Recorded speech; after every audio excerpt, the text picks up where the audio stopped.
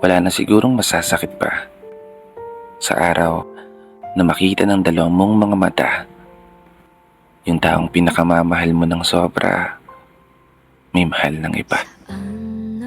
Sakit, no? Wala eh. Kailangan mong tanggapin na walang permanente sa mundong to. Hindi lahat ng sayo mananatiling sayo. At hindi lahat ng gusto mo palaging gusto mo. Hindi lahat ng naisin mo ibibigay sa'yo. At ang pinakamasakit, hindi lahat kaya kang mahalin ng totoo. Alam mo, sabi nila, kapag dumating ka sa punto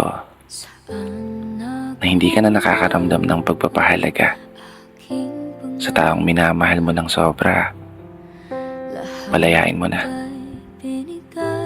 Kapag dumating na kayo sa sitwasyon na hindi na niya kayang titigan ang iyong mga mata, palayain mo na. At kapag dumating na yung pagkakataon na hindi mo na maramdaman yung init ng pagmamahal, palayain mo na. Palayain mo na yung sarili mo.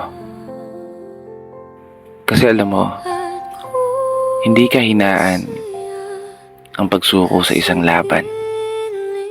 Lalo pat alam mo na wala ka na rin pinangahawakan.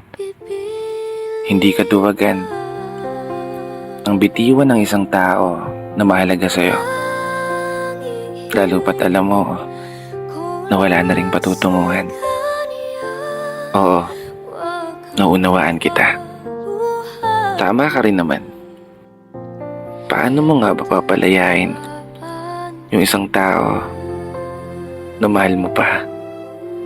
Isang tao na nag-iwan ng mga pangako na sabihin yung dalawa aabutin yung mga pangarap ng magkasama.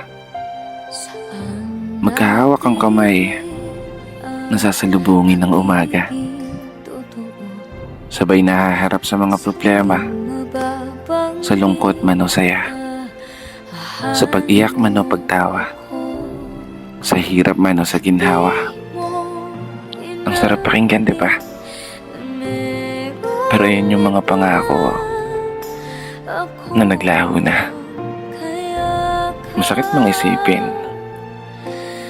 Mukhang kailangan ko talaga ipaubaya yung taong minamahal ko ng sobra sa taong minamahal niya. At hindi ako yun. Hindi na kita pipilitin pa. Hindi na kita pahihirapan pa. Maging masaya ka sana.